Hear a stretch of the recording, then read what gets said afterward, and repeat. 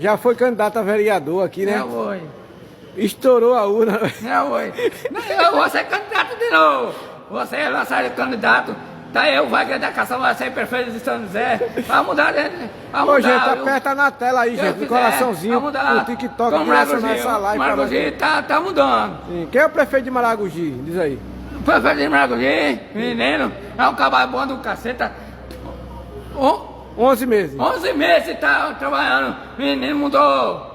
Maragogi na hora. Tá Maragogi trabalhando, uma cidade grande. trabalhando mais do que os dois prefeitos. É, que dois tem. prefeitos.